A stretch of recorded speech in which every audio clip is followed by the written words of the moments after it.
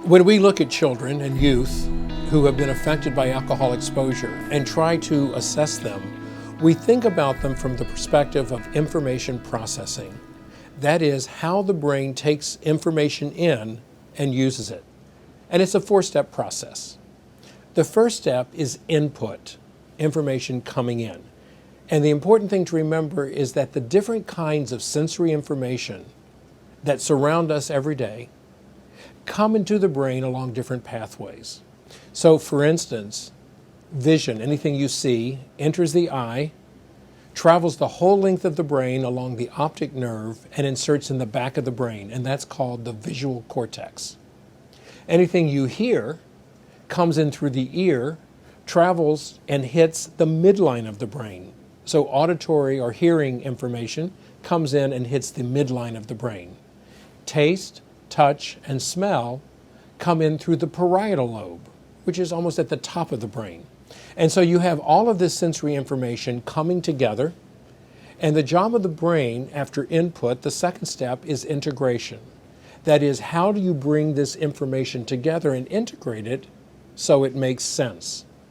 The third step is memory. How do you store the information in the brain so that when it's time to use it, you can use it?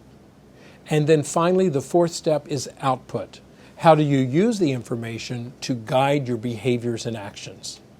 In order to use information, you have to take it out of storage in the back of the brain and move it forward to the regulatory center of the brain that's called the prefrontal cortex. And the prefrontal cortex has catecholamines, the most common of which that's known is dopamine. And dopamine, when that information hits the prefrontal cortex, dopamine fires off and tells you how to respond to the information. So a good example is if you're walking down the sidewalk and you come to a street, what do? You look to see if any cars are coming, and let's say a car is coming.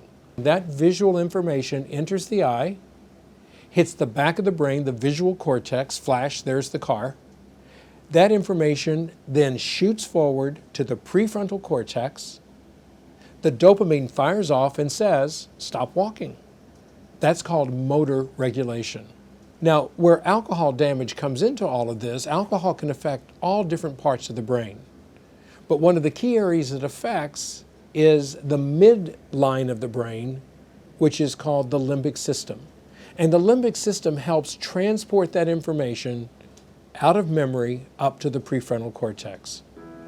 So now, for example, a child with fetal alcohol exposure, they're walking along the sidewalk, they see the car coming, but as that information then tries to move forward to fire off the dopamine, it gets stuck in the limbic system. And so the child sees the car, but just keeps walking.